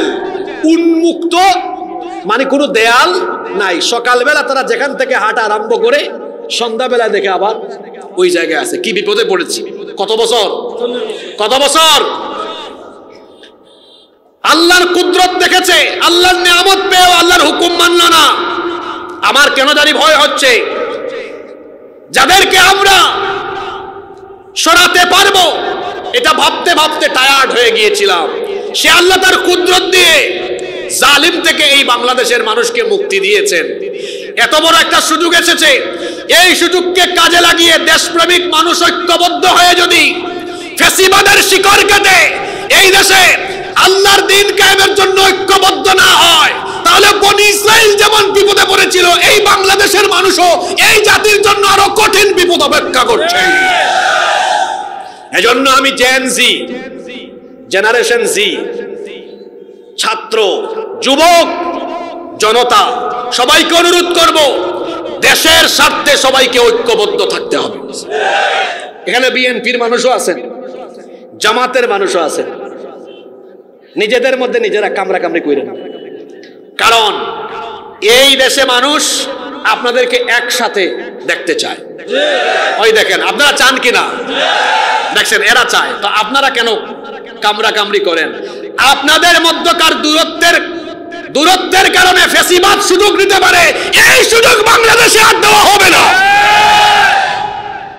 সম্মানিত ভাইয়েরা, তাহলে আমরা বনি ইসরাইলের কথা বলছিলাম। আবার কোরআনে কারিমে সূরা আনআমের 129 নম্বর আয়াতে আল্লাহ বলছেন, কি বলছেন? ওয়াকাযালিকা নুওয়াল্লি বা'দায-যালিমিনা বা'দাম বিমা কানু ইয়াকসিবুন। তোমরা যদি আমার নাফরমানি করো, তাহলে আমি আল্লাহ তোমাদের ঘাড়ের উপরে আবার জালিম চাপায়া দিব। এই কথা কার? তাহলে নিয়ামত পাওয়ার পরে এই নিয়ামতের শুকরগুজারি করতে হয়, নইলে দুনিয়াতে শাস্তি দিবেন কে? আপনাদের কষ্ট হচ্ছে নাকি? নাম্বার 4, 4 নাম্বার, কোন মুসলমানের মান ইজ্জত নষ্ট করলে পরে এই শাস্তি দুনিয়াতে আরম্ভ হয়। আপনি কোন মুসলমানের মান ইজ্জত নষ্ট করার চেষ্টা করবেন, আল্লাহ আপনাকেও দুনিয়াতে বেইজ্জত করে ছাড়বে। দেখেন, কথা তো একটা বলাই লাগে। এই দেশে নিরপরাধ আলেমুল আমাদেরকে অপরাধী বানায়া জেলখানায় ঢুকাইয়া, জেলখানা থেকে তারপরে রশি লাগাইয়া, ডান্ডা বেরি লাগাইয়া আদালত চত্বরে তুলা হতো কি হতো না? তারপরে অনেকে আছে এটা দেখে হাসাহাসি করত। আপনি নিরপরাধ মানুষকে বেইজ্জত করেছেন, আল্লাহ ছেড়ে দেন নাই। যারা হাসাহাসি করেছে তাদেরকেও বেইজ্জত বানায়া আল্লাহ শাস্তি দিয়েছে। আমার দেশে এক বিচারপতি ছিল, সে খুব গর্ব করত, নিরপরাধ মানুষকে অপরাধী বানানোর নাটক কইরা তারা খুব হাসাহাসি করত। ও পালাইতেছিল আমার বাড়ি তো সিলেট দিয়ে। আমার সিলেটের মানুষ কিন্তু খুব অতিথি পরায়ণ, খুব ভালো মেহমানদারি করেছে। আমি আর এই ভদ্র সমাজে কেমনে মেহমানদারি করছে বললাম না, কারণ এটা আপনারা জানেন না, আরো আছে। বললাম তো এটা ভদ্র সমাজে বলা যাবে না, বললাম না, নিজেরা বুঝে নেন। আপনি হাসাহাসি করবেন, আপনি কারো মান সম্মান নিয়ে টানাটানি করবেন। ওই যে আমার দেশে ভাতের হোটেলের এক মালিক ছিল, কত হুজুরের চরিত্র হননের চেষ্টা করেছে। এটা ভদ্র সমাজ, এখানে বললাম না, মানুষও তাকে বেইজ্জত বানায় দিয়েছে। আমি আর নিচের দিকে নামলাম না, নিজেরা আপনারা বুঝে নেন। আপনি কাউকে অপমান করবেন, আল্লাহ আপনাকে অপমান করবেন। আমরা কি পয়েন্টে আসি না বাইরে চলে গেছি? আজকের ওয়াজ এগুলা সমাজের সাথে, দেশের সাথে মিলবে, কারণ আজকে বিষয়ই ধরছি আসমানের নিচের আর জমিনের উপরে। যে পাপের শাস্তি শুরু হয় কোথায়? দুনিয়ায়। তো এগুলো তো দুনিয়ার সাথে মিলবে, স্বাভাবিক ব্যাপার। আল্লাহর নবীর হাদিস শুনেন, আন ইবনে উমর রাদিয়াল্লাহু ক্বাল, আব্দুল্লাহ ইবনে উমর রাদিয়াল্লাহু আনহুমা হাদিসের বর্ণনাকারী সাহাবী, তিনি বলছেন, সাইদা রাসূলুল্লাহ, আমরা বলি সাল্লাল্লাহু আলাইহি ওয়াসাল্লাম, আল মিম্বারা ফানাদা বিসাউতির রাফি'। আব্দুল্লাহ ইবনে উমর রাদিয়াল্লাহু আনহুমা হাদিসের বর্ণনাকারী সাহাবী, তিনি বলছেন, আল্লাহর রাসূল মিম্বরের মধ্যে আরোহণ করলেন, তারপরে কণ্ঠটাকে বড় করে উঁচা করে তিনি বক্তব্য দিলেন। তিনি বললেন, ইয়া মা'শারা মান ক্বাদ আসলামা বিলিসানিহি, হে ওই সকল লোকেরা যারা মুখ দিয়ে ইসলামের ঘোষণা দিয়েছো, ঈমানের ঘোষণা দিয়েছো, ওয়ালাম ইউফদিল ঈমানু ইলা কলবি, কিন্তু যাদের অন্তরে ঈমানকে এখনো বদ্ধমূল করতে পারো না, ভালো করে শোনো, লা তুযুল মুসলিমিন, কোন মুসলমানকে কষ্ট দিও না, ওয়ালা তুআইয়িরুহুম, কোন মুসলমানকে লজ্জা শরমে ফেলে দিও না, ওয়ালা তাত্তাবিউ আওরাতিহিম, কোন মুসলমানের দোষ ত্রুটি অন্বেষণে লেগে যেও না। মান তাত্তাবা আওরাতান আখিহি, মান তাত্তাবা আওরাতা আখিহিল মুসলিমি তাত্তাবা আল্লাহু আওরাতাহু, ওয়া মান তাত্তাবা আল্লাহু আওরাতাহু ইয়াফদাহু ওয়ালাউ ফি জাওফি রাহলি। আল্লাহর নবী বলেছেন, যে ব্যক্তি কোনো মুসলমানের গোপন দোষ ত্রুটিগুলো তালাশ করে, আল্লাহ তাআলা ওই ব্যক্তির দোষ ত্রুটিগুলা মানুষের সামনে প্রকাশ করে দিবেন। আর আল্লাহ যখন কোনো ব্যক্তির দোষ ত্রুটি প্রকাশ করে দিবেন, ওই ব্যক্তি উটের হাওদার ভেতরে গিয়ে লুকালেও তাকে বেইজ্জত করে ছাড়বেন কে? আল্লাহ।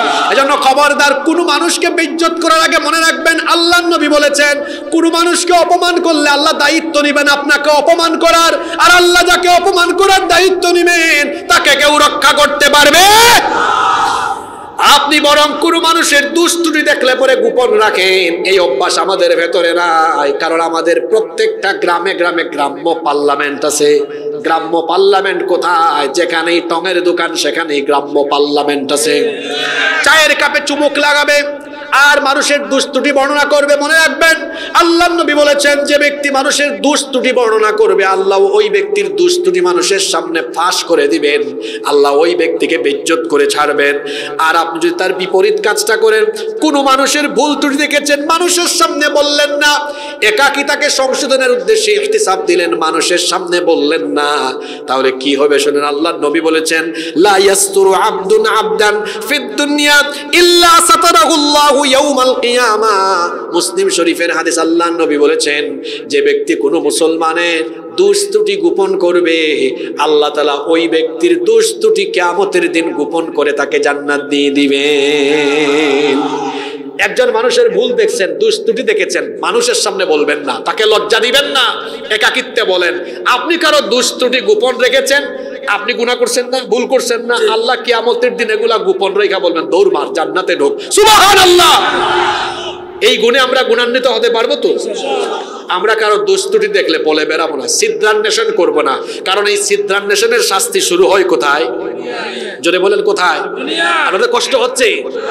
সাংঘাতিক পয়েন্টগুলো আমি শেষের দিকে রাখছি, মনোযোগ আছে তো? লম্বা সময় কথা হবে না, কিন্তু মনোযোগী থাকেন আপনারা। মনোযোগ আছে সবার? 5 নাম্বার, যে পাপের শাস্তি দুনিয়াতে আরম্ভ হবে, আল্লাহর নবী বলছেন, আত্মীয়তার সম্পর্ক ছিন্নকারী ওই ব্যক্তি দুনিয়াতে শাস্তি পাবে। আমাদের সমাজে অনেক মানুষ আছে আত্মীয় স্বজনের কোনো খবরই নেয় না। একটু টাকাওয়ালা পয়সাওয়ালা হয়েছে, কুমিল্লা শহরে থাকে, ঢাকায় থাকে, আত্মীয় স্বজনের খবর নেয় না। আত্মীয় স্বজনের মধ্যে অনেক গরিব থাকে, অসহায় থাকে, খোঁজ খবর নেয় না, ফোন দিলে ফোন রিসিভ করে না, আত্মীয় স্বজনের খোঁজ খবর রাখে না। আল্লাহর নবী বলেছেন, আত্মীয়তার সম্পর্ক ছিন্নকারী ব্যক্তির সাথে সম্পর্ক সরাসরি ছিন্ন করে দেন কে? ওই ব্যক্তি জান্নাতের গন্ধও পাবে না। আল্লাহর নবী বলছেন, দুনিয়াতে আল্লাহর সাথে সীমা লঙ্ঘন এবং আত্মীয়তার সম্পর্ক ছিন্ন করার চাইতে জঘন্য আর কোনো গুনাহ নাই। কারণ এই গুনাহ করলে পরে দুনিয়াতে দ্রুত গতিতে তাকে শাস্তি দেওয়া আরম্ভ করেন কে? এজন্য আত্মীয় স্বজনের সাথে সম্পর্ক ছিন্ন করবেন, দেখবেন আপনার আয় উপার্জনে বরকত কমে যাবে, অশান্তি নেমে আসবে। তাহলে আমরা আত্মীয় স্বজনের সাথে দুর্ব্যবহার করব না, ভালো ব্যবহার করব। নাম্বার 6 নাম্বার, অহংকারী আচরণ করলে পরে অহংকারী ব্যক্তিদেরকে দুনিয়া থেকেই শাস্তি দেওয়া আরম্ভ করেন কে? আল্লাহর নবী বলছেন, লা ইয়াজালুর রাজুলু ইয়াযহাবু বিনাফসিহি হাত্তা ইউকতাবা ফিল জাব্বারিন ফায়ুসিবুহু মা আসাবাহুম। আল্লাহর নবী বলেছেন, যখন কোনো ব্যক্তি অহংকারী মুডে চলাফেরা করে, আল্লাহ তাআলা ওই ব্যক্তির নাম অহংকারীদের খাতায় লেখার ব্যবস্থা করে দেন। যখনই তার নাম অহংকারীদের খাতায় লেখা হয়ে যায়, তখন থেকেই তার উপরে আল্লাহর গজব আরম্ভ হয়ে যায়। নাউজুবিল্লাহ। আল্লাহর রাসূল এক ব্যক্তির ঘটনা বলছেন, এই হাদিসটি মুসলিম শরীফে এবং মুসনাদে আহমদে বর্ণিত হয়েছে। আল্লাহর নবী বলছেন, বাইনামা রাজুলুন ইয়ামশি ফি হুল্লাতিন তুজিবুহু নাফসুহু মুরাজ্জালুন জুম্মাতাহ। আল্লাহর নবী বলেছেন, একবার এক ব্যক্তি ঘর থেকে বের হয়ে বড় জাঁকজমকপূর্ণ, বড় সুন্দর কাপড় চোপড় পরে হাঁটা আরম্ভ করেছে, আর নিজের এই চাল চলন নিয়ে অহংকারী মুডে সে রাস্তার মধ্যে চলতেছিল। আল্লাহর নবী বলছেন, সে তার মাথা চিরুনি দিয়ে আঁচড়াচ্ছিল আর সুন্দর কাপড় পরে হাঁটার সময় বারবার অহংকার করছিল। এরপরে আল্লাহ এমন গজব দিলেন, তাকে ওই রাস্তার মধ্যে আল্লাহ মাটির তলায় ধসায়া দিলেন। তার শাস্তি এখানেই শেষ হলো না। আল্লাহর নবী বলছেন, ফাহুয়া ইয়াতাজালজালু ইলা ইয়াউমিল কিয়ামা। এই যে আল্লাহ তাআলা তাকে সেই দিন জমিনের নিচে ধসায় দিলেন, তখন থেকে কিয়ামত পর্যন্ত সে শুধু মাটির নিচের দিকে যেতে যেতে থাকবে। নাউজুবিল্লাহি মিন যালিক। তাহলে বোঝা গেল অহংকারের শাস্তি বড় মারাত্মক। আল্লাহ তাআলা বলেছেন, আল কিবরিয়া উরিদাই, অহংকার হলো আমার চাদর। ফামান ইউনাজিউনি আযাবতুহু ফিদ দুনিয়া ওয়াল আখিরাহ। যে অহংকার করে আমার চাদর নিয়ে টানাটানি করবে, তাকে দুনিয়া আখিরাতে শাস্তি দিবেন কে? তাকায়া দেখেন সমাজের দিকে, যারাই অহংকার করেছে, অহংকারীদের পরিণতি দুনিয়াতেই খবর হয়েছে। মেধা আছে, জ্ঞান আছে, অহংকার করবেন না, কারণ জ্ঞানের নিয়ামত ছিনায় নিয়ে রাস্তার পাগল আপনাকে বানায় দিতে পারেন কে? টাকা পয়সা আছে, অহংকার করবেন না, কারণ আপনার এই টাকা পয়সা সম্পদ ছিনায় নিয়ে রাস্তার ফকির আপনাকে বানায় দিতে পারেন কে? ক্ষমতা পেয়ে গুন্ডা শামীমের মতো অহংকারী হবেন না, কারণ চেয়ারে বসেছেন যিনি, জুতার বাড়ি খাওয়াইয়া চেয়ার থেকে নামাইয়া দেশ থেকে বিদায় করতে পারেন তিনি। কিন্তু আমরা চেয়ারে বসলে হুঁশ আর ঠিক থাকে না। দেখেন নাই কি অহংকারী কথাবার্তা। 41 সাল পর্যন্ত থাকবো, 41 সাল পর্যন্ত মানুষ সুযোগ দেয় নাই, জনগণ তো পায় নাই। এর আগে হেলিকপ্টারে উঠেছে, যদি হেলিকপ্টারে উঠার আগে জনগণ পাইতো, জুতা দিয়ে পিটায় পিটায় দেশ ছাড়া করতো।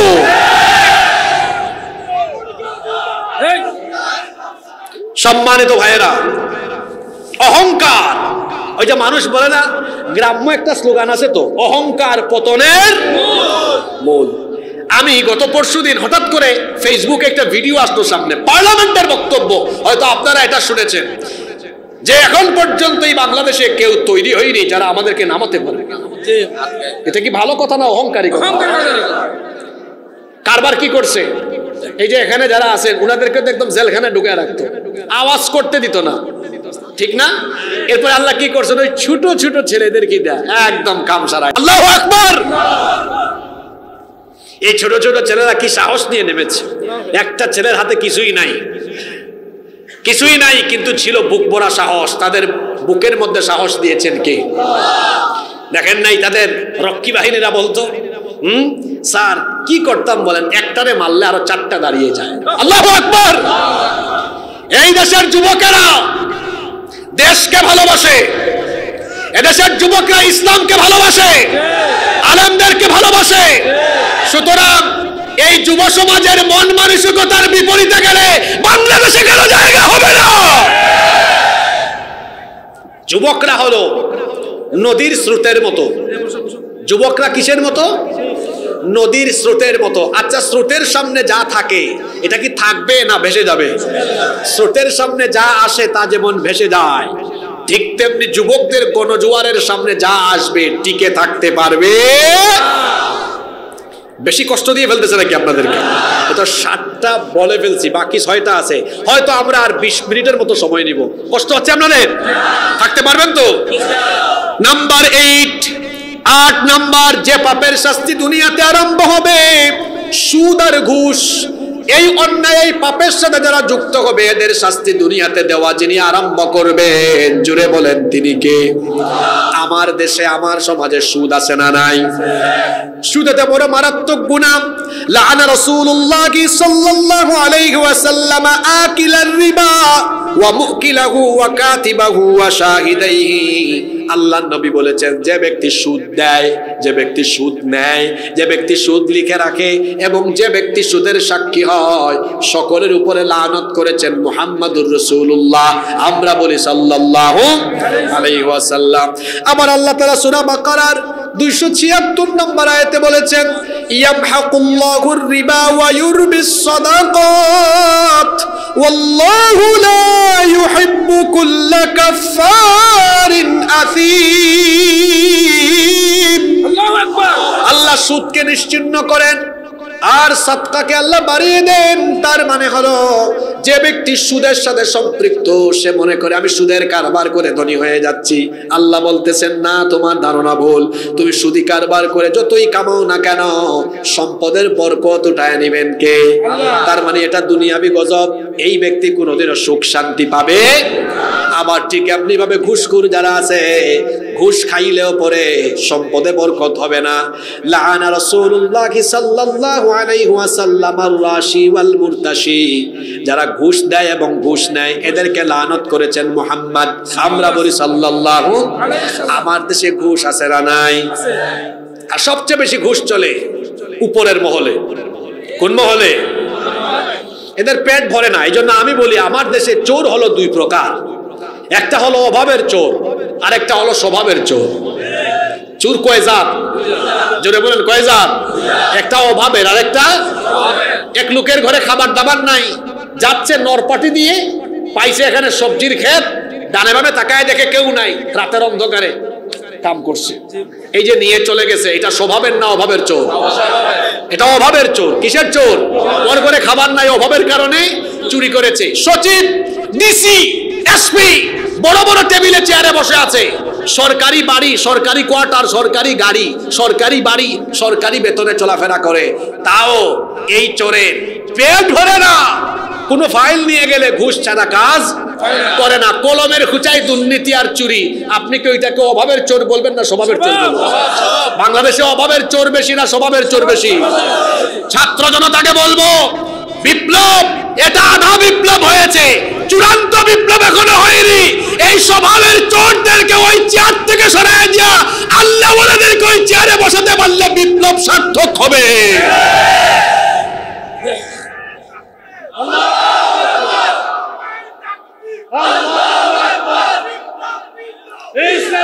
স্লোগান দিচ্ছেন, দেন, অসুবিধা নাই, কিন্তু বুঝে দিলেন না বুঝে দিলেন।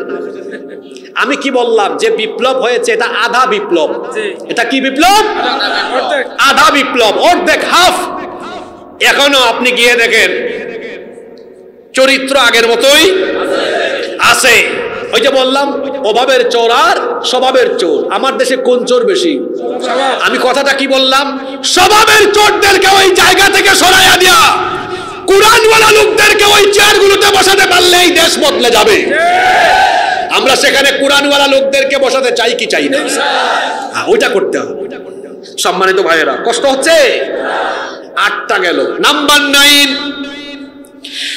নাম্বার, মাদক এবং জুয়া, এগুলোতে আসক্ত হবে যারা, দুনিয়াতে আল্লাহর গজবে পড়বে তারা।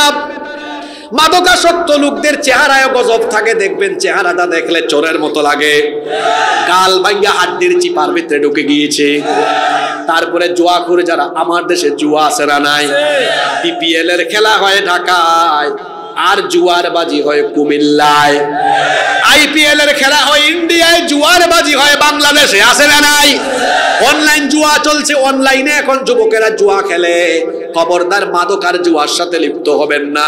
এই দুইটা গুনার সাথে লিপ্ত হলে চেহারা সুরত শেষ হবে, আপনার স্বভাব চরিত্র নষ্ট হবে, দুনিয়াতে আপনার মান-ইজ্জত থাকবে না, সবকিছু থেকে বরকত উঠায় নেবেন কে? তারপরে 10 নাম্বার হলো কাসবুল হারাম। হারাম পথে, বৈধ পথে, অন্যায় পথে টাকা পয়সা উপার্জন করলে পরে শাস্তি দুনিয়াতেই দেওয়া আরম্ভ করবেন কে? মনে রাখবেন, হারামের মধ্যে কোনো আরাম পাওয়া যায়? আল্লাহর নবী কি বলছেন? আল্লাহর নবীর হাদিসটা শুনেন। আল্লাহর নবী বলেছেন, নিশ্চয়ই দুনিয়ার মাল সম্পদ হলো সুমিষ্ট, চাকচিক্যময়, আকর্ষণীয়। ফামান আখাযাহু বিহাক্কিহি ওয়া ওয়াদাহু ফি হাক্কিহি ফানি'মাল মাউনাতু হুয়া। যে ব্যক্তি বৈধ পথে, সৎ পথে এটা উপার্জন করবে, আল্লাহ ওই ব্যক্তির উপর নেয়ামত দিবেন, বরকত দিবেন। সুবহানাল্লাহ। ওয়া মান আখাযাহু বিগাইরি হাক্কিহি কানা আল্লাযী ইয়াকুলু ওয়া লা ইয়াশবা। আর যে ব্যক্তি অবৈধ পথে তা উপার্জন করবে, ওই ব্যক্তির পেট ভরবে না। ওই ব্যক্তির উদাহরণ নবীজি দিয়েছেন ওই ব্যক্তির মতো, যে ব্যক্তি খাবার খায় কিন্তু পেট ভরে না। হারাম পথে উপার্জন করলে পরে মাথার মধ্যে এমন এক চিন্তা ঢুকবে, নেশা হয়ে যাবে, খাইতে খাইতে খাইতে খাইতে খাদকের দলের পেট আর ভরে না। দেখা যায় অবস্থা এমন হয়, এত সম্পদ আছে, সারা জীবন খাইতে পারবে, তাও দেখা যায় চুরি চামারি ডাকাতি দুর্নীতি ছাড়ে না। এমন মানুষ আছে না নাই? এজন্য আল্লাহ এদের কথা কোরআনে সূরা তাকাসুরে বলেছেন, আল্লাহকুমুত তাকাসুর হাত্তা যুরতুমুল মাকাবির। প্রাচুর্য এদের পেট ভরাতে পারে না, কবরে যাওয়ার পরে পেট ভরবে। আল্লাহর নবী হাদিসে বলেছেন, ওয়ালাইয়ামলা ফাহু ইল্লা তুরাব। এদেরকে দুনিয়ার টাকা পয়সা সম্পদ দিয়ে পেট ভরানো যাবে না, কবরের 3.5 হাত মাটি ছাড়া এদের পেট কোনো কিছুতেই ভরবে না। খবরদার, হারাম পথে উপার্জন করবেন না, মানুষকে কষ্ট দিয়ে টাকা কামাবেন না। হারাম পথে যে পয়সা অর্জন করা হয় সেখানে আরাম থাকে না। দেখেন না কত মানুষ যারা দেশের সম্পদ চুরি করে, জনগণের সম্পদ চুরি করে হারাম পয়সা কামিয়েছে, সুন্দর সুন্দর বাড়িঘর সবকিছু ফেলে রেখে দেশ থেকে পালিয়ে গিয়েছে, উপভোগ করতে পারে। হারামে কোনো আরাম নাই, আর হালাল সেটা যদি অল্প হয় সেটার মধ্যে বরকত আছে না নাই? এজন্য আমরা হারাম খাবো না, হারাম পথে চলবো না, হারাম উপার্জন করব না। কারণ হারাম উপার্জন করলে, হারাম খাইলে পরে দুনিয়া থেকেই শাস্তি আরম্ভ দেওয়া করেন কে? আর আরো একটা আশ্চর্যজনক কথা হলো, হারামখোরের কোনো ইবাদত বন্দেগী, দুয়া আল্লাহর দরবারে কবুল। এজন্য আমরা হারাম খাবো না, হালাল খাবো। আল্লাহ আমাদেরকে হারাম থেকে বাঁচায় রাখেন, বলেন আমিন। 11 নাম্বার, ব্যবসা বাণিজ্য অনেকে এখানে করেন, এটা ব্যবসায়ী ভাইদের উদ্দেশ্যে বলছি। ব্যবসা বাণিজ্যে যারা অতিমাত্রায় কসম করে, মিথ্যা কসম আর ধোঁকাবাজি করে, এদের ব্যবসা বাণিজ্য আর জীবনের সবকিছু থেকে বরকত উঠায়া নেন কে? দুনিয়া থেকে এরা গজব পায়। আল্লাহর নবী বলেছেন, ইয়াকুম ওয়া কাসরাতাল হালিফি বিল বাই'। আল্লাহর নবী বলেছেন, ব্যবসা বাণিজ্যে বেশি বেশি মিথ্যা শপথ করার ব্যাপারে তোমরা সতর্ক হও। ফাইন্নাহু ইউনাফিকু সুম্মা ইয়ামহাক, বুখারীর হাদিস, আল্লাহর নবী বলেছেন যদিও মিথ্যা কসম করলে তোমার বেচাকেনা বাড়বে কিন্তু তোমার সম্পদে ব্যবসায় বরকত কমে যাবে। দেখবেন অনেকে ব্যবসা করে খালি কসম করে। আমার দিকে তাকান, লাকসামে ব্যবসা আছে, একটা প্রোডাক্ট একটা পণ্য বিক্রি করতেছ, কয় ভাই আল্লাহর কসম এটা 1 নাম্বার দিছে কিন্তু 2 নাম্বার। এই যে মিথ্যা কসম করলো, হ্যাঁ কাস্টমার মনে করবে আরে বাপরে বাপ কি আল্লাহর ওলি কসম করে ফেলছে, মিথ্যা তো হইতে পারে না। আল্লাহর নবী বলছেন মিথ্যা কসমের ফলে তোমার বেচাকেনা বাড়বে কিন্তু সম্পদে ব্যবসা বাণিজ্যে বরকত কমবে। আবার আল্লাহর নবী আরো বলেছেন খবরদার বেচাকেনায় মিথ্যাও বলো না। অনেকে আছে মিথ্যা বলে, কয় ভাই শোনেন আপনাকে কেনা দামে দিয়ে দিলাম, কি জাতের বাটপার। আচ্ছা কেনা দামে যদি আপনারে দিয়ে দেয়, তার দোকানের বিদ্যুৎ বিল আর দোকান ভাড়া কি কাস্টমারের নানা বাড়ি থেকে এনে দিবে নাকি? এই কথা যে বলবে আপনি বুঝবেন এটা চিটার। হ্যাঁ আপনি এটা বলতে পারেন ভাই আমি সীমিত লাভে আপনাকে দিচ্ছি, আরেকজনের কাছে লাভ করি 2 টাকা, কিন্তু আপনি আমার খাতিরের মানুষ, পছন্দের মানুষ, 1 টাকা লাভ করলাম, কম লাভ করেছি, এটা বলতে পারেন। কিন্তু বলে কি ভাই কসম আল্লাহ কিনা দামে দিয়ে দিলাম। আল্লাহর নবী বলছেন এরকম মিথ্যা শপথ ধোঁকাবাজি করে ব্যবসা বাণিজ্য করবা, বেচাকেনা বাড়বে কিন্তু বরকত বিপদ আপদ। এজন্য দেখবেন যারা হারাম পথে পয়সা কামায় ওদের জীবনে দুঃখ দুর্দশা বিপদ আপদ লেগেই থাকে, হারাম পথে পয়সা কামায় কিন্তু এমন এমন রোগ হয় সিঙ্গাপুরে মাউন্ট এলিজাবেথে গিয়েও পয়সা খরচ করতে করতে ভালো হইতে পারে না। ওই যে হারামে কোনো আরাম পাওয়া। 12 নম্বর যাকাত যাদের উপর ফরজ, যাকাত যদি দেওয়া না হয় আসমানি গজব আসবে। আল্লাহর নবী বলেছেন লাম ইয়ামনাউ যাকাতা আমওয়ালিহিম ইল্লা মুনিউল কাতরা মিনাস সামাই ওয়ালাউলাল বাহাইম লাম ইউমতারু। আল্লাহর নবী বলেছেন যেই দেশে যাকাত ঠিকমতো আদায় করা হয় না ওই দেশে বৃষ্টিপাত কম হয়, খরা লেগে থাকে, দুর্ভিক্ষ বা বনটন লেগে থাকে। তাহলে বোঝা গেল যাকাত ফরজ হওয়ার পরে যারা যাকাত দিবে না এদের উপর আসমানি গজব আসবে কার তরফ থেকে? 13 এবং সর্বশেষ হলো, এই পয়েন্টটা একটু লম্বা কিন্তু মনোযোগী থাকতে হবে আপনাদেরকে, মনোযোগী থাকবেন তো। এক হাদিসে আল্লাহর নবী 15টা গুনার কথা বলেছেন এবং এগুলোকে বলেছেন শেষ জামানার ফিতনা। আল্লাহর নবী বলেছেন আখিরি জামানার এই ফিতনাগুলোতে যারা পড়বে তার আগে জবাব দেন দেখি আমরা এখন কোন জামানায়। আস্তে বলবেন না, জোরে বলেন কোন জামানায়। আল্লাহর নবী বলেছেন আখিরি জামানায় এই ফিতনাগুলোতে পড়বে যারা আল্লাহ তাআলার তরফ থেকে গজবে পড়বে তারা। হযরতে আলী বিন আবি তালেব রাদিয়াল্লাহু আনহু এই হাদিসের বর্ণনাকারী সাহাবী, তিনি বলছেন আল্লাহর রাসূল বলেছেন ইদা ফাআলাত উম্মতি 15 খাসলাতান হাল্লা বিহাল বালা। আল্লাহর নবী বলেছেন যখন আমার উম্মত এই 15টা কাজ করবে তাদের উপরে আসমান জমিনের গজব আসবে। গজব দিবেন কে? 15টা কাজ। আমি এই 15টা কথা বলি, এবার আপনারা মিলান তো, দেখবেন সমাজের সাথে মিলে কি মিলে না। বলবো রাগ করবেন না তো? দেখেন একটু মিলান। 1 নাম্বার ইদা কানাল মাগনামু দুওয়ালা, রাষ্ট্রীয় দায়িত্ব পাওয়ার পরে রাষ্ট্রের সম্পদকে নিজের মনে করে চেটে পুটে খাবে। বলেন তো প্রথম পয়েন্টটা মিললো কি মিললো না? 2 নাম্বার ওয়াল আমানাতু মাগনামা, চতুর্দিকে যখন আমানতের খেয়ানত আরম্ভ হবে। এখন আমার দেশে আমার সমাজে আমানতের খেয়ানত কম না বেশি? 3 নাম্বার ওয়াজ যাকাতু মাগরামা, যাকাতকে মানুষ যখন ঋণ বা জরিমানার মতো মনে করবে। 4 নাম্বার হলো ওয়া তুআল্লিমানি গায়রিদ্দিন, দিন বিবর্জিত শিক্ষা ব্যবস্থা যখন চালু হবে। আমার শিক্ষা ব্যবস্থায় কি দ্বীনি শিক্ষা আছে নাকি? 5 নাম্বার ওয়া আতাআর রাজুলু যাওজাতাহু ওয়া আক্কা উম্মাহু, কোন ব্যক্তি যখন বউয়ের আনুগত্য করবে আর তার মায়ের সাথে বেয়াদবি করবে। 6 নাম্বার ওয়া বাররা সাদিকাহু ওয়া জাফা আবাহু, বন্ধু বান্ধবদের সাথে ভালো আচরণ করবে কিন্তু বাপের সাথে বেয়াদবি করবে। 7 নাম্বার ওয়ারতাফাতিল আসওয়াতু ফিল মাসাজিদ, মসজিদগুলোতে পাপী তাপীদের ফাসিকদের গলার আওয়াজ বড় হয়ে যাবে। ইমাম সাহেবের গলার আওয়াজের চাইতে সুদখোর চাঁদাবাজ টেন্ডারবাজ সভাপতি সেক্রেটারির গলার আওয়াজ বড় হবে। 8 নাম্বার ওয়াসাদাল কবিলাতা ফাসিকুহুম ফাসেক লোকেরা বিভিন্ন গোত্রের বিভিন্ন গ্রামের মাতব্বরি করবে। দেখবেন অনেক ফাসেক ফুজ্জার এলাকার চিহ্নিত টেন্ডার বা চাঁদাবাজ এলাকার মাতব্বরি করে। 9 নম্বর, ওয়াকানা জাইমুল কওমি আরযালাকুম, নিকৃষ্ট চরিত্রের লোকেরা যখন নেতা হয়ে যাবে ওই ফারুকীর মতো। এই দেশে কি ভালো মানুষের এত অভাব আছে নাকি যে আপনি নাটক ফাটকের লোককে ধরে আনবেন? আল্লাহর নবী বলছেন, আপনার কি আমার কথা রাগ করলেন নাকি? আমি তো আল্লাহর নবীর হাদিস পড়ছি, ওয়াকানা জাইমুল কওমি আরযালাকুম, নিকৃষ্ট চরিত্রের লোকেরা যখন নেতা হবে। আমার দেশে উপদেষ্টা পদ, এটা তো বাংলাদেশে বড় একটা পদ, তো ফারুকী কি উৎকৃষ্ট না নিকৃষ্ট? এরা অশ্লীলতা বেহায়াপনা চলে, এই জন্য তো আমি বললাম নিকৃষ্ট চরিত্রের লোকেরা যখন নেতা হবে। 10 নম্বর, ওয়া উকরিমার রাজুলু মাখাফাতা শাররিহি, ভয়ে যখন মানুষ মানুষকে সম্মান করবে। ওই যে আমার দেশে ওই হুজুরের মতো জান্নাতের সার্টিফিকেট দিয়ে দিবে, এরকম কিছু হুজুরও আছে না নাই?